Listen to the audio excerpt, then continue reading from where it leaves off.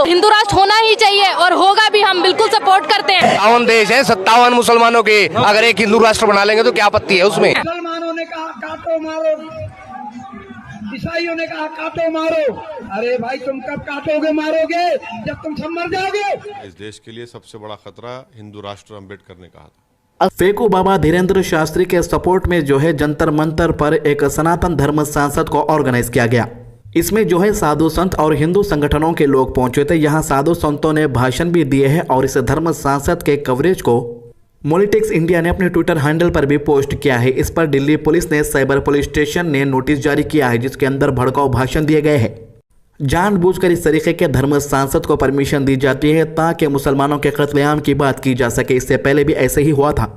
इनके वीडियोस जो है भड़काऊ वीडियोस वायरल होने के बाद में दिल्ली पुलिस ने 149 सीआरपीसी के तहत नोटिस जारी करते हुए कहा है कि ऐसे भाषण का इस्तेमाल करने से लॉ एंड ऑर्डर पर बुरा असर पड़ता है। कितनी अच्छी तरीके से दिल्ली पुलिस वाले ये लोगों को समझा रहे हैं। ऐसे भाषण देने के बाद दिल्ली पुलिस ने कहा है कि ऐसे पोस्ट ना करें जिससे समाज पर बुरा असर पड़ता हो। ये लोग एहतजाज इसीलिए कर रहे हैं क्योंकि भागवेश्वर धाम का धीरेन्द्र शास्त्री जो है इंडिया को हिंदू राष्ट्र करने का ऐलान किया, जिसके सपोर्ट में ये लोग भी जो है इंडिया को हिंदू राष्ट्र ऐलान करने के लिए कह रहे हैं। इतना ही नहीं, ये लोग धीरेन्द्र शास्त्री को Z+ कैटेगरी की सिक्योरिटी देने की भी मांग कर रहे हैं। इसके अंदर एक नए बाबा की एंट्री हो चुकी है, जिसे आप स्क्रीन के ऊपर देख रही है। बाबा कैसे भड़का रहा है, कैसे भड़काऊ भाषण दे रहा है, जरा सुनिएगा। आप खुद इसका वीडियो वायरल हो रहा है।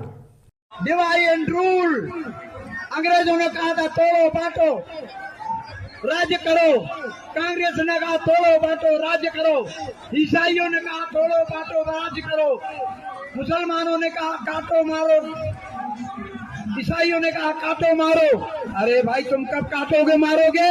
जब तुम सब मर जाओगे। कब मारोगे? अरे ईसाई मुसलमानों को कब मारोगे? अरे तुम्हारे पास क्या है जो मारोगे? इतनी सी चाकू है जो सब्जी काटते हो, वो चाकू से कुछ नहीं होने वाला। हथियार रखो, तलवार रखो, बंदूकें रखो। क्यों? हमारे सभी देवताओं पे हथियार है, शस्त्र। एक में शस्त्र होना चाहिए हाथ में, दूसरे में शास्त्र होना चाहिए। शास्त्र शस्त्र का संतुलन बना के चलो। बार काट करनी पड़े तो काटो। अरे जो धर्म को काटने आता है, हिंदू बहुएती को काटने आता है, हमारे समाज को काटने आता है, अरे हमारे शास्त्रों को फाड़ने बांटने आता है, अपमान करने आता है, ऐसे व्यक्ति को। अब सवाल ये उठता है कि ऐसे प्रोग्राम को परमिशन आखिर क्यों दी जाती है, जब इन्हें पता होता है कि ऐसे प्रोग्रामों के अंदर सिर्फ और सिर्फ भड़काऊ भाषण दिए जाएंगे। हमारे मुल्क में माहौल कुछ यूं हो चुका है कि मुसलमान एक नारा लगाता है तो UAPA लग जाता है। दूसरी तरफ ये लोग कत्लेआम की बात करते हैं तो भी एक FIR तक दर्ज नहीं होती इनके ऊपर। और जो लोग कह रहे हैं कि मुसलमानों के दुनिया में इतने मुल्क हैं, मुसलमानों के उतने मुल्क हैं, तो आपको बता दूं कि अगर से दुनिया में 200 से भी ज़्यादा मुसलमानों के मुल्क होते तो भी मुसलमान कभी भी इंडिया को हिंदू राष्ट्र बने नहीं देता। गांधी जी ने आज़ादी मिलने के बाद साफ साफ कह दिया था कि जितना ये मुल्क तुम्हारा है उतना ही मुसलमानों का भी है। मगर ये लोग जानबूझकर कुछ नौजवानों को भड़का रहे, कुछ नौजवान लड़कियों को भी जो है भड़का के फुसला के जो है उन्हें हिंदू राष्ट्र बनाने की मांग कर रहे हैं।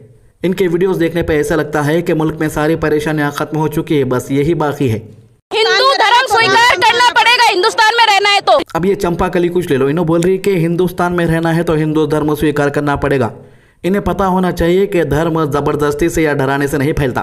हिंदू राष्ट्र बनाना बहना, हिंदू राष्ट्र बनाना, हिंदू राष्ट्र बनाने को शपथ है खाई, उस शपथ को बढ़ाए रखना भैया, हिंदू राष्ट्र बनाना। तो इन्हें जो है हिंदू राष्ट्र बनाने की कसम खाई कहते। चेहरे को देखे तो ऐसा दिख रहा सुबह सुबह पॉलिश मार दिए जैसा। इसके बाजू वाले को देखो तो ऐसा दिख रहा 10 रुपए के कच्चे पाकिटा मार के खड़े गए जैसा। इन्हें राइट में दिख रहा समझ नहीं आ रहा, लेफ्ट में दिख रहा समझ नहीं आ रहा। अब इसको ले लो बिल्ली के ख्वाब में चिड़चिड़े के जैसा, इन्हें तो पूरे कुछ घूम दिख रहा। अब ये लोगों का ख्वाब जो है हमेशा ख्वाब ही बन के रह जाता है। ये लोग खबरों तक पहुंच जाएंगे मगर हिंदू राष्ट्र नहीं बनेगा। 57 देश है, 57 मुसलमानों के, अगर एक हिंदू राष्ट्र बना लेंगे तो क्या आपत्ति है उसमें? नेपाल कुछ साल पहले हिंदू राष्ट्र बना लिया था अपने आप को, मगर बाद में ऐसे परेशानी आई कि खुद बोला कि नहीं भाई सेकुलर ही बेहतर है। अब जहाँ तक हमारे इतने मुल्कों की बात है, इतने मुल्क है भाई, कितने भी मुल्क रहने दो, हमारा ये मुल्क भी है। आप बताइए सन 47 में विभाजन किसके ऊपर किया गया था? धर्म के ऊपर। धर्म के ऊपर किया गया, तो फिर ये क्या कर रहे हैं धर्म के अनुयायी यहाँ पर? विभाजन में साफ लिखा है बाबा साहिब ने कि जब तक प्रत्येक मुसलमान पाकिस्तान ना चले जाए और प्रत्येक हिंदू पाकिस्तान से इंडिया आए, तब तक हम इस विभाजन को स्वीकृति नहीं देते हैं। तो फिर ये क्या कर रहे हैं? पाकिस्तान इनकी मम्मी के दहेज में लेकर आई थी। हिंदू धर्म स्वीकार करना पड़ेगा हिंदुस्तान में रहना है तो। यहाँ मुसलमानों को हिंदू धर्म बनाएंगे? बिल्कुल बनाएंगे। ये लोग जो है खुलेआम मीडिया के सामने बोल रहे हैं कि जबरदस्ती मुसलमानों को हिंदू बनाएंगे। इनके बाप दादाओं का भी यही ख्वाब था कि मुसलमानों को हिंदू बनाएंगे। जितना ये मुसलमानों को दबाएंगे, इस्लाम उतना ही फैलेगा, मुसलमान उतना ही तरक्की करेंगे मुल्क में। और ये लोगों के पास कुछ भी काम धंधा नहीं बचेगा सिवाय एहतजाज करने के।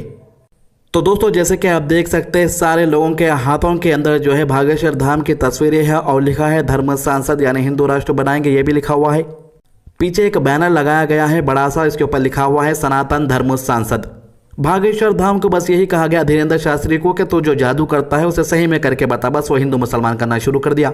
अब बात करते हैं सुरेश चौहान की, जो हमेशा भड़काऊ भाषण देता रहता है और माहौल खराब करने की कोशिश करते रहता है। सुप्रीम कोर्ट ने इसके खिलाफ आवाज उठाई तो इसके चाहने वालों ने इसके सपोर्ट में सुप्रीम कोर्ट को तक धमकी दे डाली। इसके चाहने वाले क्या बोल रहे हैं जरा सुनिएगा आप खुद। सुरेश चौहान जी की आवाज को जो दबाने की कोशिश करेगा उसकी जवान काट दी जाएगी, और जो उंगली सुरेश चौहान जी की तरफ उठेगी उसका हाथ धड़ से काट दिया जाएगा।